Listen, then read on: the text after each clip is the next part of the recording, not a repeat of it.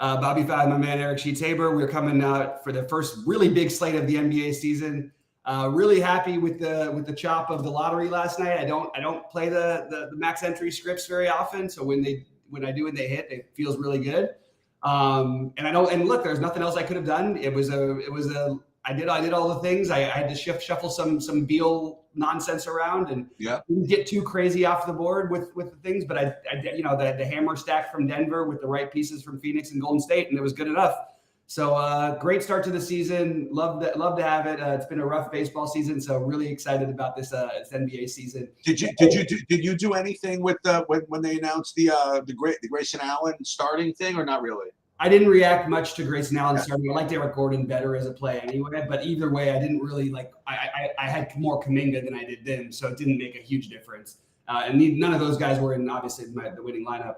And look, somebody wrote like from they DM'd me from State Kings or something. They're like, oh, well, I thought it was a 200,000 first place. I don't understand. And I was actually explaining it's a 21. That's like what I picked. Well, how do you have 20 so many people? Like as if I did something wrong. And I'm like, no, that's the nuts. That's the actual nuts. What happened? That's like what I sometimes post that on sarcastically on Twitter when I chop for like 800 or something. I'm like, DraftKings lied. It said 200,000 for first or something like that. Yeah.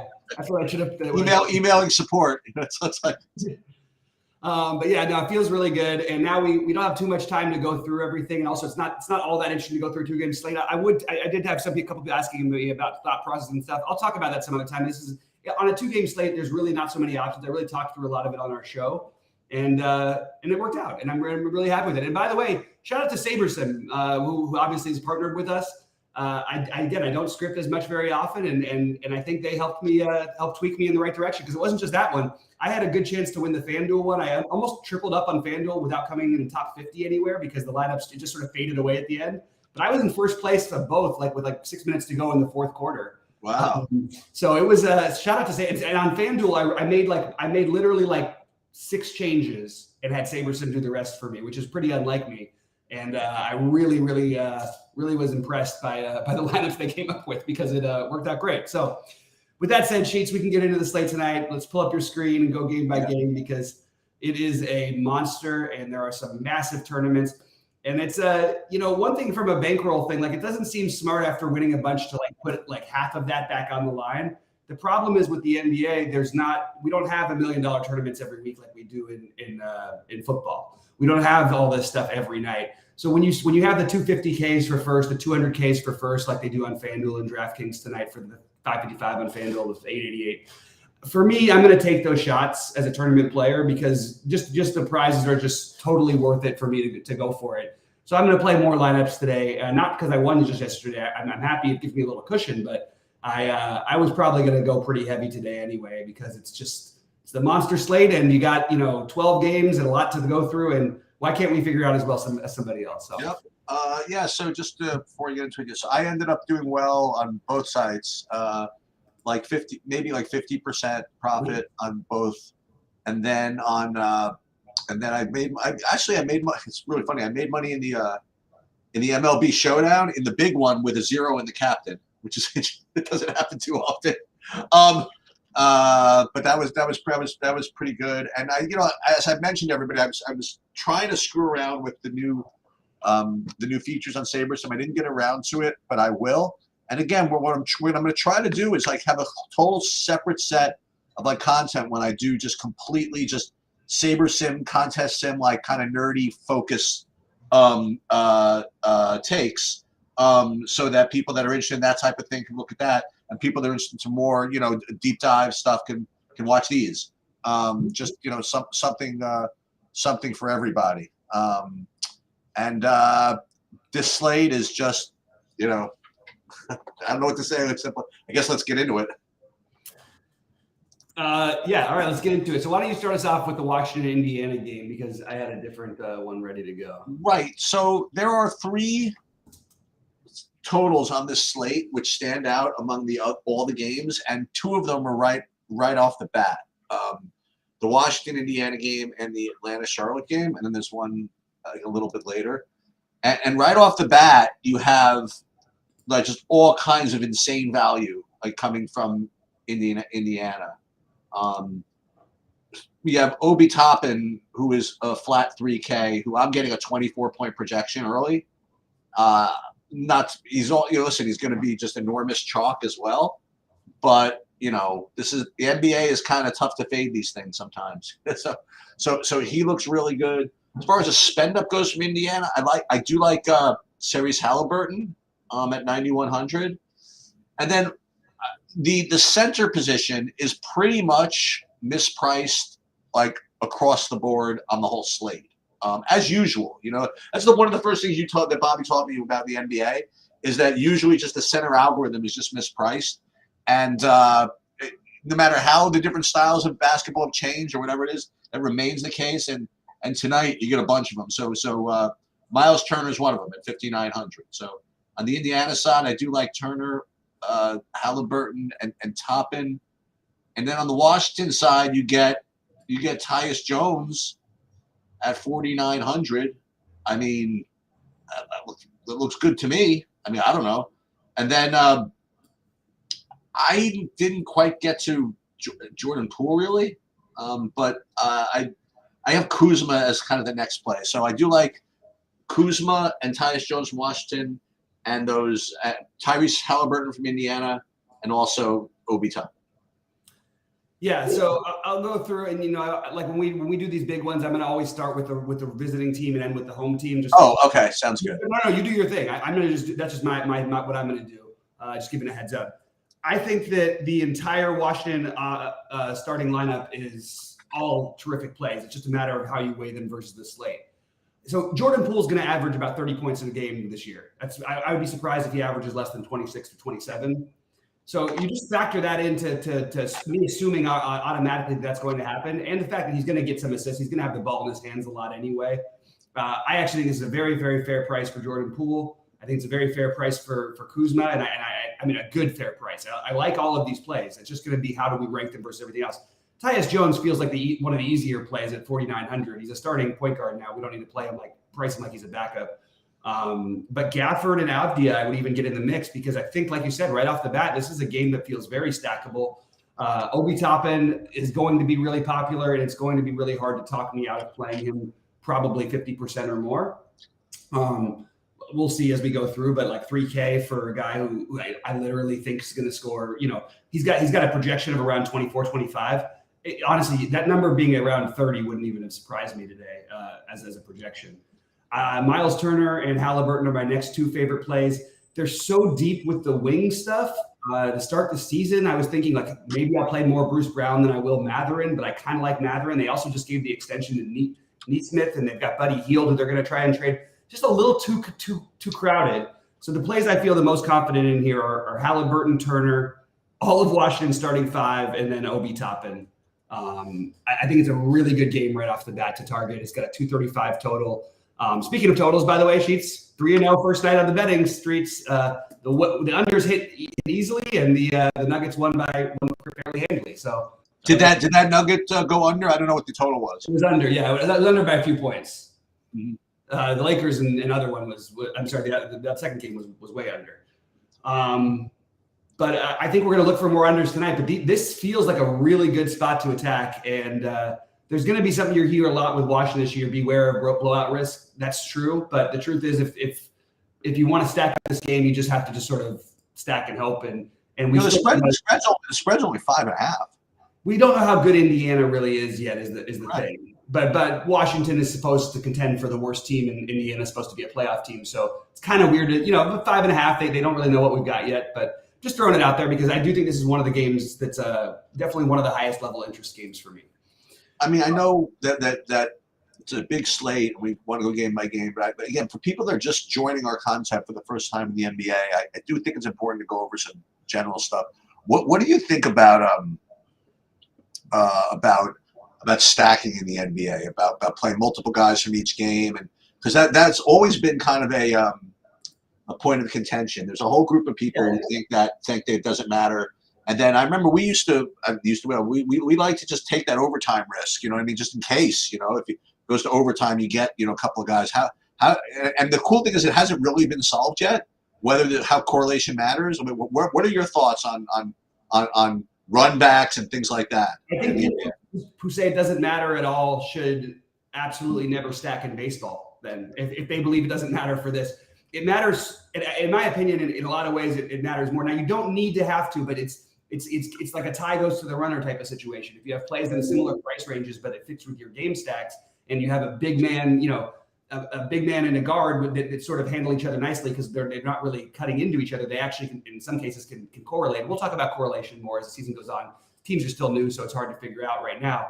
But I think that it does matter, and I also don't mind if I have days where I have no correlation whatsoever. Using yesterday as an example, like you wanted to have 4 Nuggets on all your teams, but you didn't want more than one Laker, and the only Laker you wanted was Taurean Prince by the end of the day. So there's no direct answer. It's going to be slate by slate in terms of how much I do it. On bigger slates, I actually tend to stack a little bit more and try and get correlation from a game because realistically, just over 5% of games go into overtime. Games with a 3-point spread or less go into overtime about 8% of the time. And I know that sounds like a small number, but when you add that into what your guys are going to get those extra minutes, I really think it makes sense to stack up, especially the close spreads on games like this. But I don't mean that doesn't have to mean you play 6 guys from one game. It means you look for maybe 3 or 4, the studs, value, and a run back, maybe throw in an extra big if you like the big. And a game like this Indy Washington game that could be the highest total on the slate is a game that I think that you're going to want to try to at least target in some of your lineups. I think the important thing that you mentioned there, Bobby mentioned there, is the tie goes to the runner thing. Now, it's almost like an advantage in some degree to play hand-built lineups instead of letting the optimizers give you what it gives you, because like if you're playing hand-built lineups and you're between like a couple of guys like for that last spot, and maybe one projects like 1 point less than the other, but he does fit like a correlative build. You can just say, you know what, I'll eat the 1 point and I'll just go for it. Sometimes the optimizer's not going to get that for you. So something to keep in mind when you're going through the lineups. I think this is a fair compromise that if you're trying to judge 2x2s or 1x1s, you just don't exactly how to finish it. All else being equal, just go for the game stack. Right. And if you have to eat like a half point of projections, who cares? Right. And I also would throw in when you have the really obvious value, like a top end tonight, for example, it makes that game so much more interesting, like more fun to stack around it because you're already betting on you're going to have most of your lineups or a huge portion of your lineups with this guy in there, and getting some back and forth in that it certainly seems like it makes sense. Especially we'll talk about pace and all that stuff. Again, we don't know what all these teams are going to play like, but I can promise you, Indiana and Washington will both be near the bottom probably defensively and right near the top in terms of offensive points per game. So, and by the way, we jump right into the probably the next.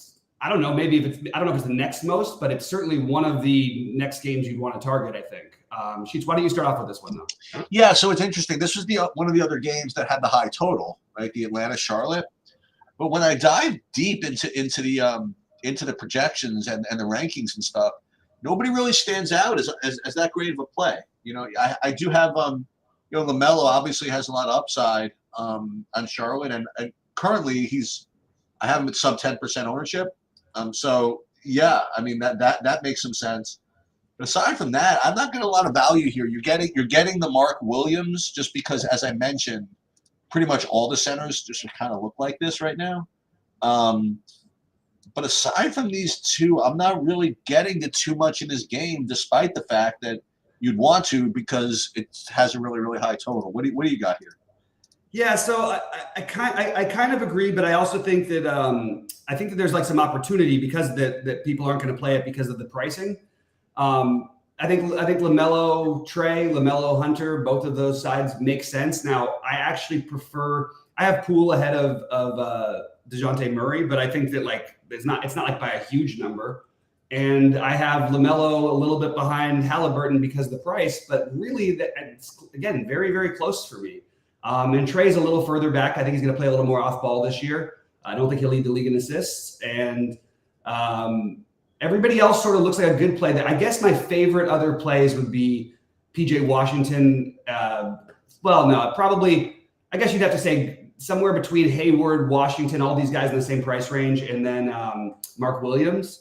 I think I like Mark Williams the best of that bunch, but he is center. He's a center, so that's a little frustrating. And then the other one that's sort of interesting to me is that he's not going to project well, I don't think. But I guess he's projecting okay. I sort of think Okongwu is like a really good play here. He's really taken over more of the main minute role by the end of last year, and great offensive rebounder against a team that sheds offensive rebounds. But the question is, can we play a backup on the slate this size? So it just feels a little, and he's also center only eligible. So I like these plays. I like the guys in this game. How much of them I get to based on our little quick conversation right now? Probably not as much as you would think when you just see the game on paper, right? Just every once in a while, Bobby, I might say misspeaks, but he says the wrong name. You meant instead of you said Ball Murray or whatever. You said Hunter. Did you like Hunter or no? No, I didn't say Hunter, did I? You did. No, you did. And you misspoke. Oh, that was a mistake. I did not mean to say that. Because usually that's exactly the guy you don't play as the other. Yeah, I'll save him for my small slates. I'm not going to play him. Okay. Yeah, that was a mistake on my part. My bad. Okay, sounds good. All right, great. You want to move on to what became Houston, Orlando? This is actually a weird thing, like to see Fred VanVleet on Houston. Yeah. You know, because like Houston, I get this feeling that Houston's that team that has just no discipline, no care, just freaking just whatever. And now you actually have, kind of a mature point guard like on the team.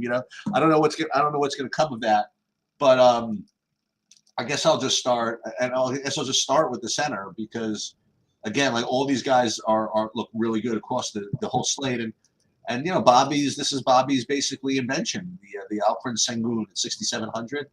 But aside from that, I'm looking and I don't really see all that much from this game. I really have to scroll down quite a bit to get to anything that I like except for Sengun. So, that my analogy with looking at colleges, when you're thinking of going to a big college, you try to make a big school still seem small. I guess maybe just Xing out this game and not worrying too much about it is a way to make a bigger slate seem smaller.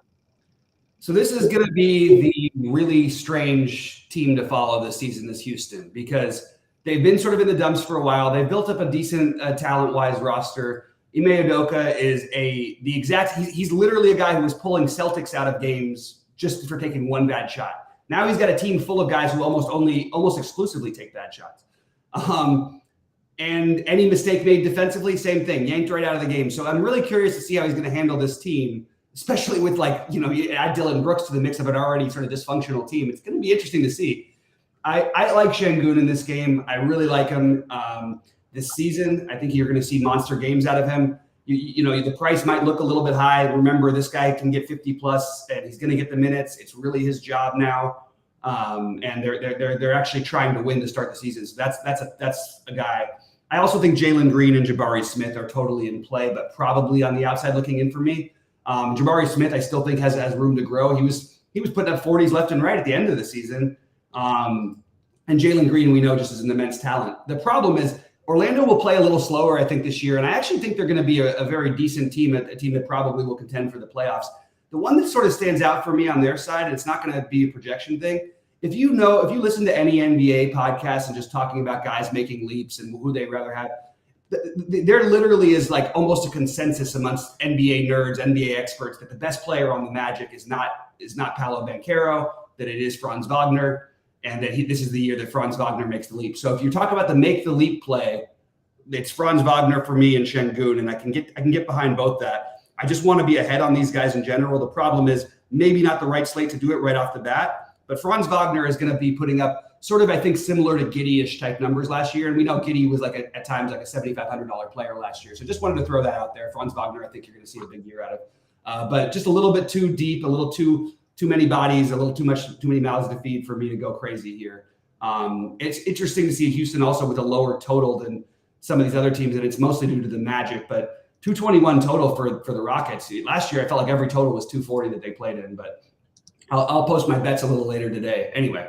Are we going to talk about our bets in this show or the early shows are a little tough because I still like to try and finish my thoughts sometimes, but I'll point them out when there's ones that stand out to me. The first one, I mean, honestly, sadly, is a game that I hope stays close, the Indy-Washington game, but I do like Indy to cover in that game. All right, let's And by the way, I'm going to lean the same way. I'm not going to say bet every under, but I'm going to say that the unders early in the year are better than the overs. I would bet you more unders today than overs. It happened. It happens at the start of the season most of the time. I know Vegas tries to keep up with it, but it's just really hard to do. So I'm going to lean unders mostly. Boston, New York, Sheets. What do you got with your Knicks? Okay, so I think I'm going to come right out of the gate here. Okay, so the Celtics added Drew Holiday. Okay, so you got Drew Holiday, Jason Tatum, Jaylen Brown, Porzingis. Whoever the other part of the starting five is, whatever. Like, I don't know how anybody's going to score on these guys. If you want to know the truth, they're at the Knicks and they're only giving like 3 or something like that. So the Knicks are a freaking lock in this game. I mean, they just have to be. I mean, how are the Celtics not favored by 14? You know, so I'm going to take the Knicks plus the 3 right out of the gate in my first bet, maybe my last of the season. Who knows? So I'm going to take a shot. I have no idea what that's all about. Nonetheless, as far as DFS goes, I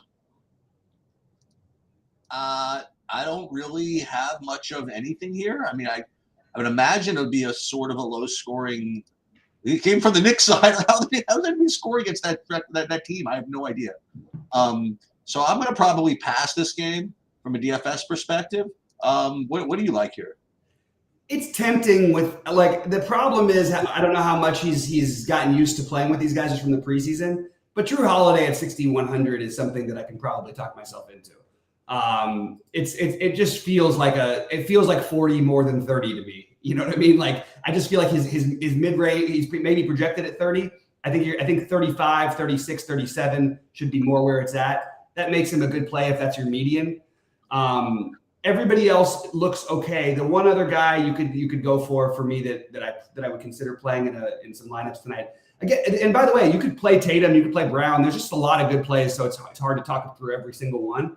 I would say Kristaps Porzingis would be my second favorite play in this game. A little back in New York kind of a revenge type of thing. They want to get him involved in the offense, and this is a great spot where you could definitely see Porzingis having a big game here against the I don't want to come out and guard you Mitchell Robinson and whether sometimes they'll put Randall on him. Those guys don't want to be hanging out 30 feet from the basket. So maybe this is a night where we get Kristaps to shoot a little bit hot and carry it. I don't have the same take you do on the game. I don't necessarily have a favorite one way or the other. I do think overall this year the Celtics are significantly better than all the teams in the East except for maybe Milwaukee. Oh, for sure. So I'm not going to be taking anti-Celtics takes very often, but if you're going to do it, it's going to be very early in the season. And I also think Jason Tatum has a very good chance to win MVP this year. And I don't think he's one of the best 4 players. I think his team is going to likely have the best record or one of the 2 best records. And I think it's enough for. Well, you know what? We didn't do the NBA preview thing. Maybe not this though. I did post all my stuff.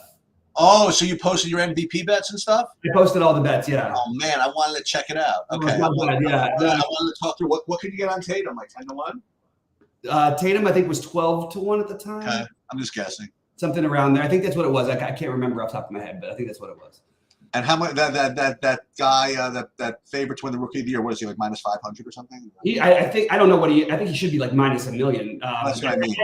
I think there's a really crazy path where he could end up being like an MVP candidate. Well, that's what I was going to ask you. Can you get like 100-1 on MVP? Yeah, it's something crazy, but because people started betting it, it started dropping. So I think it was in the 50s or 60s, which is crazy. It should be in the hundreds because he's not really going to win the MVP, but he is a pretty good bet for Defensive Player of the Year. Nobody's ever covered more ground than that guy's going to cover. Can guys ever really win the MVP? I mean, they're not supposed to. Could I get if I bet Shea at 40-1? Is that even remotely live or no? Yeah, I mean, what did he finish 4th last year? 3rd? Oh, did he? Oh, I didn't even know that. Okay. Yeah, and they added Chet. So if they make a big jump, that's sort of what you want to look for with the MVP. Being clearly the best player on your team and the team that's got one of the best records or makes the biggest jump. That's going to sort of stir people in your favor. And Shea can do it. I don't think he's going to, but again, he's 40-1. But I don't know if he's 40-1. Is he 40-1? No, I actually think he's more I thought he was in the 20s. Oh, okay. I'm not 100% sure though. I haven't looked at it in the last couple of days.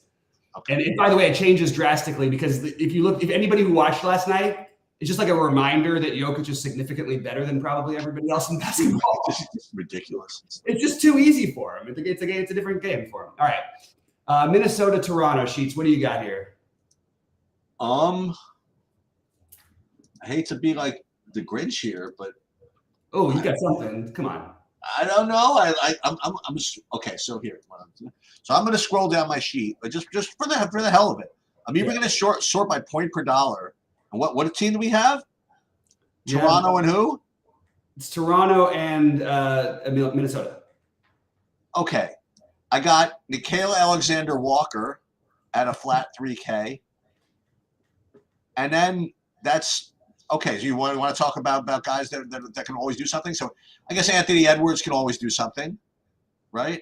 Yeah. I'm not getting to any of these guys. I don't know what to tell you. I promise you, I'll give you guys some other games. I just don't have anything. Yeah, I think that this Nickeil Alexander-Walker is going to be like SaberSim has him projected significantly higher than everybody else does. Oh, really? I think that the ownership, like it's hard to, and you see, I think it's definitely a play that I'll consider. It's a little weird to play backups on 12 gamers, but he does get the run. It's not like a great matchup or anything, but 3K is 3K. And if you play him with Toppin, you can sort of do what you want. And that should be the theme early in the year of Stars and Scrubs, because all of the studs are a little, not all of them, mostly a little bit underpriced is what I would say. The other thing that I wanted to point out in this game, I actually like Scotty Barnes' price. I think that he's totally in play for me. And it is interesting to consider the Anthony Edwards and Karl Anthony Towns thing and what they try and do with Towns and all that. I just don't think I'm going to do anything today with it. So I guess really for me, it's just the Nickeil Alexander-Walker, the Scotty Barnes. It's a great matchup for Podol. Maybe I should look at Podol a little further, but I think that it's Nickeil Alexander-Walker, Scotty Barnes for me. And I think Scotty Barnes is actually a pretty good play. Like, again, this is part of what you bet early in the season. You're trying to bet on the guys making the leap. The last 2 years, having Shea would have been a perfect example of this, where he was being underpriced consistently. This is what we're trying to find. So I'm going to stay with my theme and use some Scotty Barnes. All right, you have Detroit or I have Cleveland against Brooklyn, and so I'm going to go on a big limb here. Okay, so I got something for you. All right, so Jared Allen is out, coming back to Brooklyn. So I am going to suggest that Evan Mobley is a good play at 6,300. I know that's going to be shocking to the universe. Probably only 40% of the people are going to agree with me, but I haven't given a play in a while, so we will go with a very chalky, but it fits the description of number one, picking up stuff from when guys are out. Number two, what you're saying is making that next leap. I mean, the guy's freaking a stud anyway, and I think that he's power forward eligible, which is always helpful. So I like him quite a bit. Also, Donovan Mitchell is always in play. Darius Garland is always in play. So maybe we could start. Maybe we got something here. So if there's anything on the Brooklyn side that I like, I mean, I have to squint a little bit, but I guess Dinwiddie's not the worst play I've ever played. Claxton, he's just one of the other Brooklyn guys. So I don't know. Okay, so let's do that. Let's play Mobley and this Mitchell. Mitchell's shooting guard eligible, by the way, which helps. And then maybe Dinwiddie, and then we'll start from there. How about that? Yeah, so let's see what happens with Darius Garland first, because that's what I meant. Either Mitchell or Garland. So if Garland is out, the slate becomes pretty straightforward, Oh, then you play LeVert, right? I mean, you play LeVert, or you play some Mitchell, and you play Mobley. pretty straightforward. Oh, it says he's expected to play, and he went through morning shoot around. I expect him to play. Yeah, I'm just throwing it out there because we've seen some weird stuff already. Yeah. I like the Darius Garland play if you're going to make that play here. It's not going to work every night for you, but the guy has 60 plus upside. He's 7K, and I just think I think he's an interesting play. I don't mind if anybody wants to play Mitchell. I just am not getting there. I like the other 9K guards better. And I think Mobley's a very strong play. It is interesting if you look at this team, though. does kind of make you want to play a little bit more Mitchell and Garland and Mobley, because I mean, other than that, you've got basically 3-and-D guys all the way through, with the exception of Karis LeVert. And I think Karis LeVert is an interesting play. So I have Mobley as a priority, Garland as a consideration for a priority, and LeVert probably just on the outside looking in, but certainly I'm open to it. And I'm just going to say this is a terrible matchup for this. I have a weird feeling we're going to see Ben Simmons on a lot of winning lineups as long as he's down in this price range very, very soon. He looks more active. The guy can do it without scoring. But I just think in this matchup against a slower paced team, I'm probably just going to stay away here. You have the George Niang, who probably starts at 3,400. I don't know for sure that I think he's being underprojected, first of all. And I don't know for sure that he's going to start, but they did go out and get him. He's a good 3-and-D guy. I just don't think 3,400 types of George Niang are the right plays in this slate. However, I would have said the same thing about Taurean Prince on this type of slate, and he would have his 9Xing would have been certainly something you would have found useful. So George Niang in a similar mold to the Taurean Prince last night. I just don't think it's going to have the same success. All right, Detroit, Miami. Pass. I mean, what is this? What is this game? I think this feels like a pass to me. Zero. You tell me. King Cunningham is 9K. I mean, I'm just like. I know. But he's pretty. I don't know. Well, he's pretty. It's just a pass. I think you're right. The only thing I want to throw out there is don't be surprised if you get this is a great game for Tyler Hero to play hey, I just came back and I know everybody's talking about everything else from how they went to the finals without me. I think they're going to try and get him very active. They also want to trade him. He's 6,300 against a bad Detroit defense. That's a play I'd be open to. I'd be open to Jalen Duran. That's pretty much all of the things I have from this game. I mean, Bam is in play, but it's just like, do we really want to do that on this slate? I don't think so. All right, so we got some good ones coming up, I promise. Right, so for me at least. So starting with this one, New Orleans, Memphis. According to what I have, like 2 of the top plays on the slate are both in this game. Actually, 3 of the top 10. They're all going to get ownership, but whatever. First, on the Memphis side, I have Jaren Jackson Jr. power forward eligible at 6,600. It's a very similar play to Mobley in that they're the same positions. They both look really, really good, and they're both going to be pretty popular. So you can either choose them or play both, or fade them both, whatever. And then the other one from Memphis is I have Desmond Bane, he's eligible for every position on the board except for center. I don't know. It's like I think I play him a goalie in my hockey lineups actually. So Desmond Bane, I like him as well. And then on the New Orleans side, and this is a guy I don't play all too often, but he just looked really, really good. This price is Brandon Ingram at 7,700. So I like all 3 of those guys: Jaren Jackson, Desmond Bane, and Brandon Ingram. So the Brandon Ingram thing, I think he's being a little over-owned at early look. Goldie's got him at 26%. You've got him at 23%. That feels a little high to me. So I did initially like Ingram. So now I just made it into I probably look at playing one of Ingram, McCollum, Dyson Daniels, or Joe Val, because I like this matchup in many different ways for all these guys.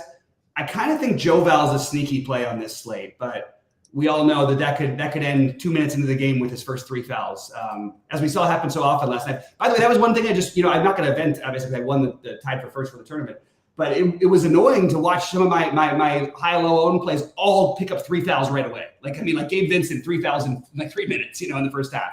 And then, of course, has a good second half. And it was just like crazy how many times it happened last night. But I like that sort of pool of these guys.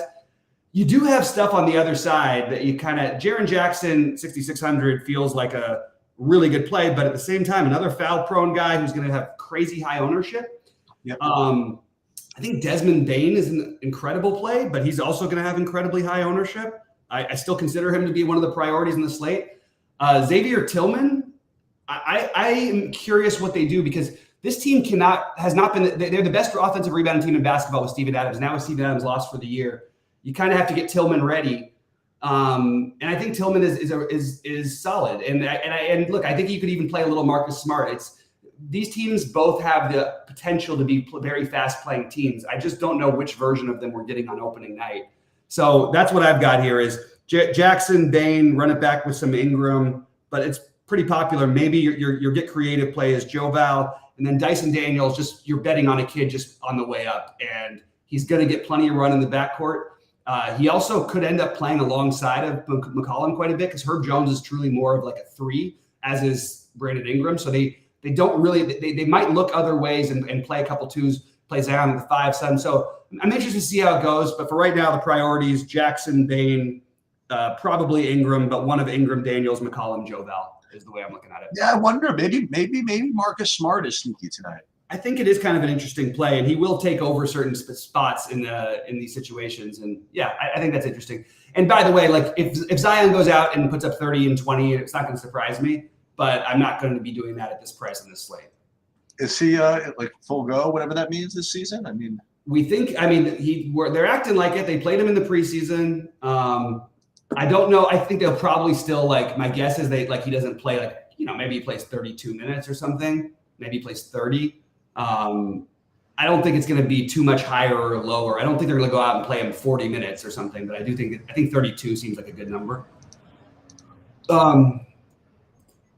All right, let's get the Clay. I think that I can answer that question for Sheets. He said, "Can you show us how your hand build using your Sheets?" I don't know if we've got a hand. I don't think we have that yet. We don't think we figured it out yet. So I think we got to figure it out. Yeah, no. I will do a separate video on how to use my sheets. And I'll do that either today or tomorrow. Oh, neat. Well, there you go. And how to hand build. All right, nice. All right, OKC Chicago Sheets. What do you got? Yeah, let's go. I'm in.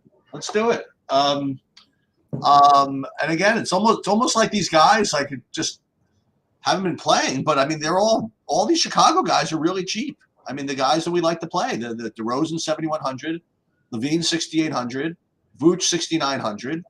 They're all pretty cheap, and they're probably in a pretty fast-paced game here with Oklahoma City. And I'm kind of down with this. And it looks kind of expensive, but maybe I really can't get to Shea. But maybe not. But he's going to be like 2% owned. But I like the Chicago guys here for sure. I mean, they're not going to be, I don't think, particularly earth-shattering either. I mean, I have Vooch at 19%. I have Levine, 27%. Jesus. Yeah. DeRozan at 17. So you're going to – this is the way the NBA is, man. It's tough. It's tough to find good plays that nobody's playing. I mean, what the hell? Can you imagine? But I do like all those guys at those prices. And maybe that's what you're supposed to do, just overpay for Shea. That's worked a lot of times, by the way. Overpaying for Shea in this economy. Yeah, I can't quite get to anything that feels great on the OKC side, to be honest. It's overpaying in a way that I just don't like. I feel like even if he has a great game tonight, Halliburton has a lot less to deal with, and he's $1,400 cheaper. You know what I mean? That's true. Shea now has Chet, Giddey, Jalen Williams, who handles the ball like crazy. Isaiah Joe off the bench, who's going to be gunning. It's just a lot for him to contend with, and he might put up worse numbers this year, but become just a much better player. Even it's just going to be harder for him to have those 30 and 14 kind of games with 7 rebounds and 4 steals. So tell me about this Chet guy. Chet Holmgren is going. So I think if you're making a rookie of the year bet, he's the bet to make. He was number 2 overall pick in the draft. He didn't play last year because he was injured. He has a similar type of abilities. He's like a 7-1 version of Wembanyama and not quite as handily with the ball, but he's going to be one of the shot block leaders as well. He's also going to put up really, really good all-around stats, terrific team player, really, really a good anchor guy to have, really skinny. That's the only problem. He looks like Wembanyama, but Chet is going to be a monster this season. I think he and Wemby are pretty clearly the 1-2 favorites for the rookie of the year.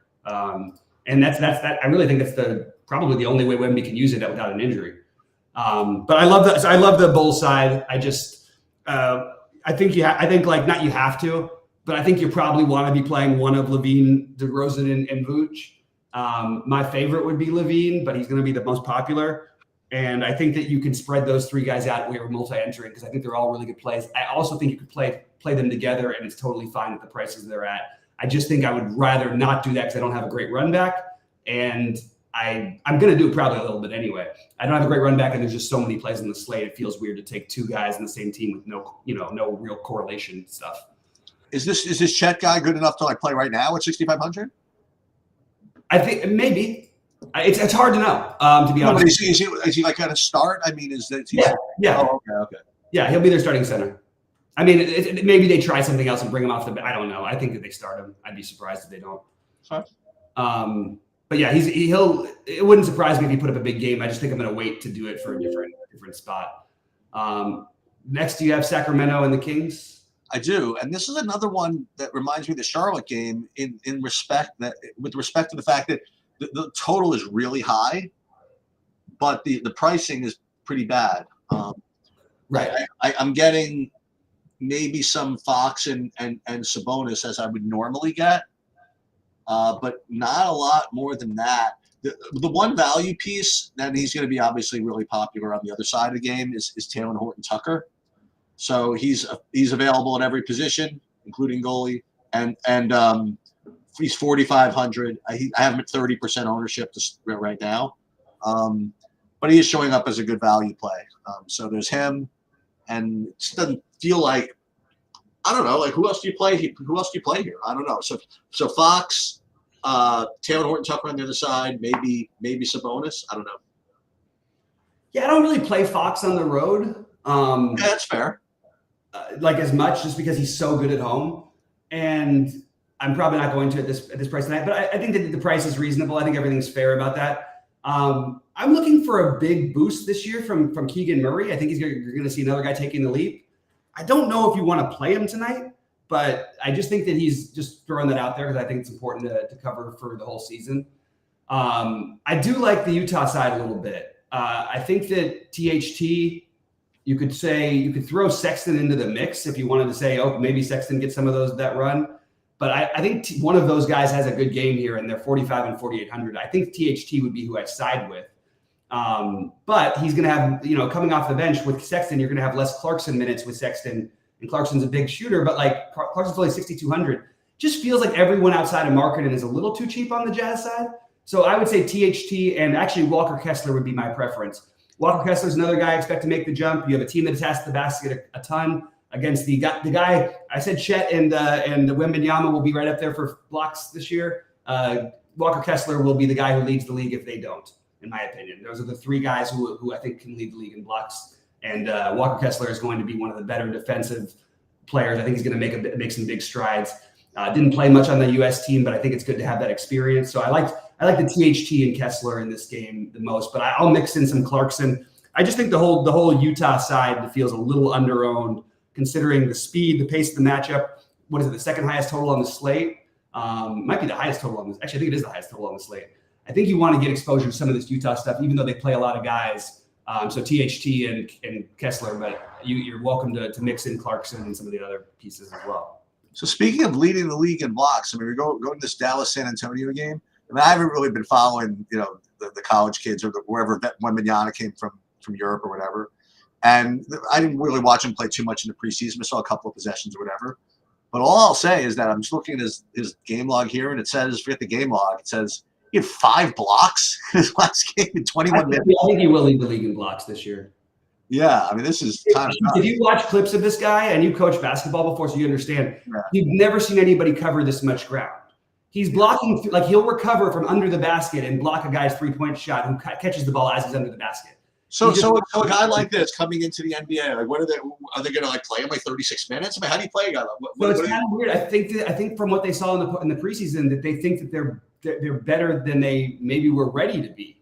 So there's a chance. I think it's going to depend on that, and I think that they want to be competitive sooner. You saw Pop called Steve Kerr an asshole in one of his press conferences because they're like, oh, this will rejuvenate Pop and everything. He's like, what was I dead? He got kind of pissed off. But I think there's going to be a little fight here, and I think that there is some rejuvenation for this whole side because of how great Wembanyama is. And this is not like a question mark, guys. There's no like if he has a bad game and people want to write, oh, he's over. This guy is a 0% fail case. His worst case is one of the best defensive players of all time and a good offensive player. Like he really has a chance to be like one of the greatest players of all time because there's never been anybody like him. And I know it's over. You've heard this stuff all offseason. I'm buy-in 100%. I've watched him play. It's just a sure thing to me. However, on this game, on the other, so the pieces of this game that I like, there's a guy named Luka Doncic who's pretty good. And he's still in the league. If they make the top 5 in the West, he's my bet to win the MVP. I just think that's a tough task. I like Luka. I like Sohan. And you'd think with them just getting Grant Williams, but it just feels wrong to play Grant Williams on this slate. But Luka and Sohan will both go into my, borderline priority list. This Sohan, by the way, you talk about a fun team to watch. It's going to be the Spurs because this guy's always had a different hair color. He's like 6'9". He looks like a giant like linebacker, and he plays like point guard. It's pretty wild. So I like this Sohan, and I like the. You can speculate with Josh Green if you want to. I like Sohan and Luka as my favorite players. Well, hang on. So let's go back to the Wembanyama a second, and forget about his long-term upside, and forget about all this stuff.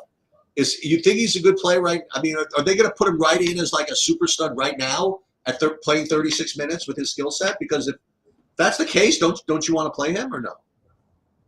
36 is an extreme number for. That's what I'm at. I just don't know what kind of play. I think you're looking at like 30 to 32, but still, that's probably enough to where, yeah, I mean, he's on my long shot playlist, but like it's not that I don't like him. It's just the other guys you're contending with. Like Wembanyama is 600 cheaper than a guy, and Halliburton's not even my favorite. But just to give you like a reference, like Halliburton is 600 more, but like I don't really know how many fail paths he has tonight. Where Wembanyama has a whole bunch. So it's really just about how, but the fact that he's going to be unowned on his first slate, I think I'm probably going to take a shot or two. Maybe I will. I think I'm going to. All right. So you took my main take from this game is that. I'm sorry, man. No. It's perfect. No. You talked about it. Is that I agree with the Jeremy Sohan play. It fits along the lines of the things that Bobby was talking about, like the guys that makes the next leap. And I don't want to say his minutes were restrained last year, but he certainly wasn't completely unleashed. Yeah. I think he's going to have he rates to improve quite a bit. And, you can get him on a slate like this at 4,700. I mean, this could legit be an 8K player, maybe not today, but who knows? If San Antonio is good, and then you get both these guys rocking and rolling, Sohan and Wembanyama, you might have two guys. You might have a 10K guy and an 8K guy. I think it's possible. I think that the chance that Sohan, let's put it another way, I think that the chance that Sohan is 3K in 2 months is 0. I think the chances that he's 7,700 in 2 months is probably at least 20%. Okay, so I'll take a shot with him kind of right out of the gate here. I'm only seeing him own like 15%. And you'll have chalkier guys. I think you have Taylor Horton Tucker in the same price range at twice the ownership for openers. And so that I like that. And Luka, I haven't made any runs yet. Listen, you could certainly, when you have Obi Toppin at 3K, I mean, you can play Luka if you want, and he should be 12.5. Yeah, and forget that. There's no Jokic on the slate. There's no Embiid on the slate. There's no Giannis on the slate. There's no competition for that price range, really. Right. I mean, you listen. Let's look at all the players that are above this. I mean, listen, Tatum's good. Sabonis is good, whatever, but they're not the fantasy producers that Luka is. You know what I mean? So I'm seeing Luka at 12% ownership or something like that. I can't imagine that actually is the case. Like if you get Obi Toppin at 3K, and then let's say you get even one more that shows up, I think Luka's going to get jammed. I think, and I might be one of the people to jam him. So I like him. And so what happened with Jokic yesterday? And this is what happens when you underprice these guys. They just put up the 70.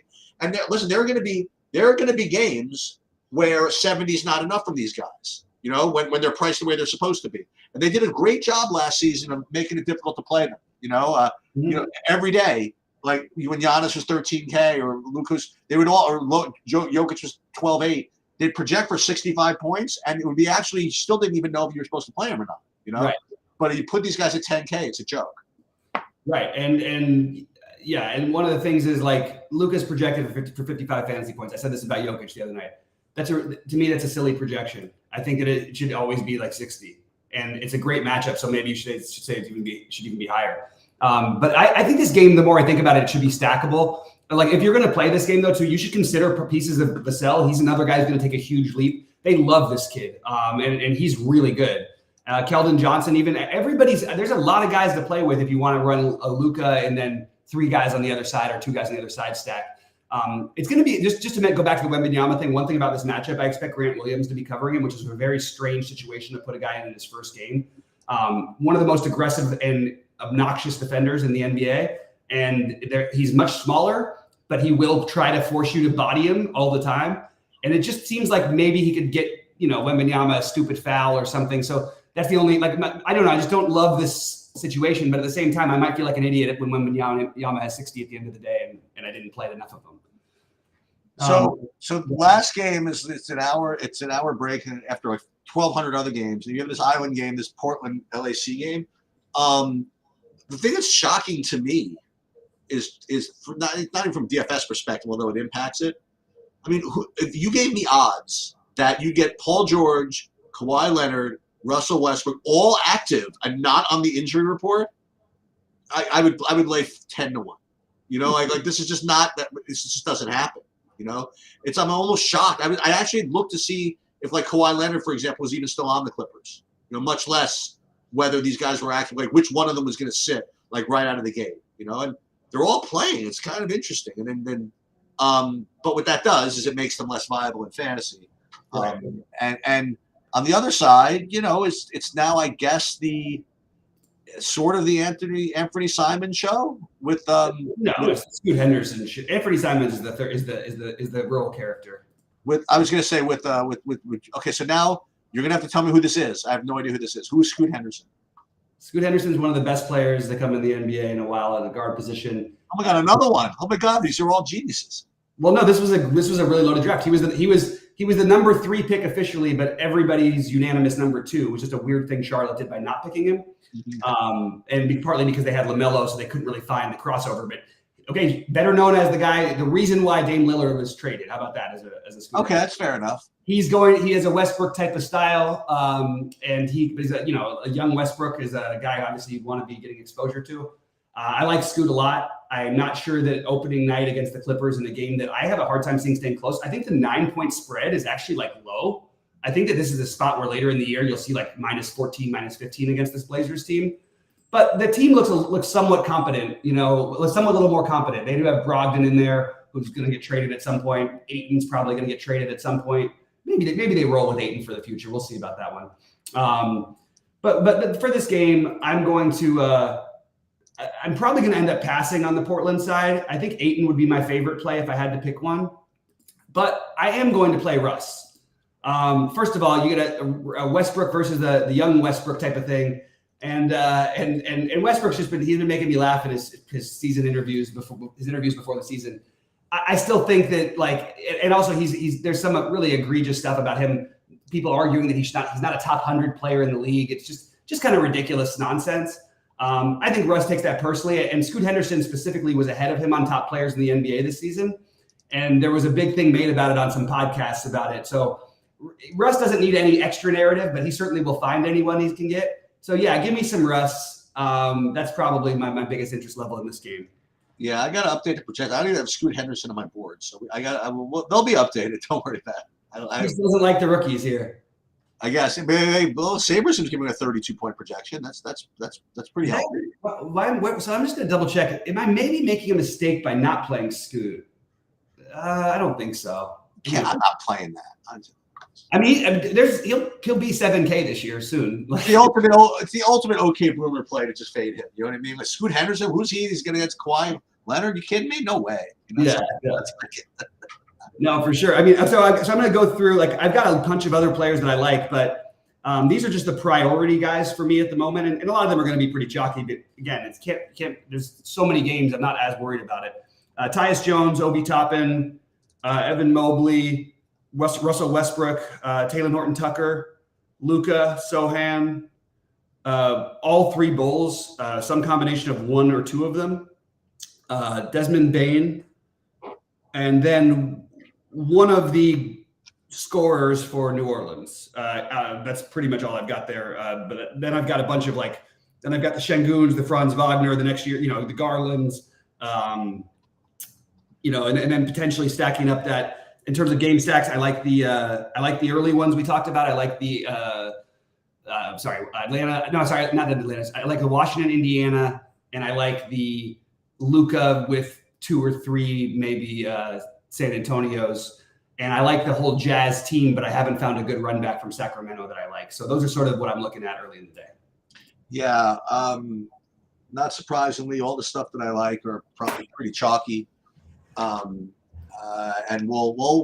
I'm sure, as Bobby likes to say, we'll get news of stuff that we're waiting for, and we'll get news about stuff that we don't know that we're waiting for yet. Yeah. There's 13 games. There's just, by the law of averages, there's going to be probably 3 guys out that we're going to be starting. That's the way it goes. So we're going to be live at 6. Yep. And I'm probably going to have to keep it to cut it to like a tight 30 minutes tonight, because just so many games. I want to make sure that I'm getting all the last minute stuff, which I'll be posting in our premium Discord. So that's the advantage of not being a member, is you get the show for free. The advantage of being in the Discord is we're going to go back and forth on a million things, both during and both up to and after lock. So just so you guys know, I just ran a Saber symbol, not a contest sim, it's the regular thing. And you're getting just all of the Evan Mobley and Jaren Jackson. Ooh, look at this, like 60% Jeremy Sohan. Ooh. Interesting. I'm down with that one. Yeah. But there's obviously be more to do than just to run the optimals. You want to adjust for ownership and things like that. Yeah, that'll do it.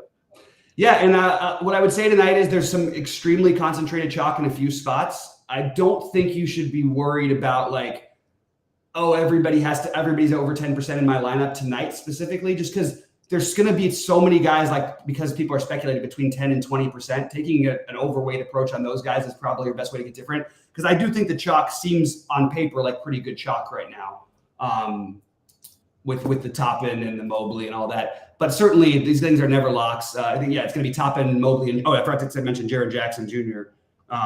As the other main chalk piece. But yeah, it seems like pretty good chalk, but there's so many options tonight. I just don't think you need to force yourself to try and get overly creative. And I know that sounds weird, because you should always be trying to do that. But basketball is a little different than baseball. You're talking about usually, sometimes you want 2 players under 10% owned only. Whereas in baseball, I think you want to have 7, So the good news is that I have a ticket for the 888. So I'm going to be playing that without losing $888. That's good news. And I'm going to be playing the fadeaway. And because I have that extra money, I'll probably be playing a couple of those single entries. The FanDuel's got a nice 555 for 200K for first. Oh, I'm going to do that. Yeah. And I'll be, again, if I have time later, we're going to do an NFL video right following this. Yep. And then I'll probably have time. I'll do, if I do have time, I'll do again an NBA thing with Saber Sim and the sheets and stuff like that. Just again, for the people that are just kind of joining us for the first time, they can see how this all works. Yeah, absolutely. Well, great job, man. Everybody, thanks so much for being in the chat. Please click the like button when you watch this video and subscribe. Also, I did mention it during the show, but again, sign up with us now, 25% off first month. BobbyFi NBA is the capital B. BobbyFi NBA is the promo code, and good luck to everybody. Is it 25% off regardless of what package you buy? That's what it is, right? Yeah. Okay. And good luck to everybody. We'll see you guys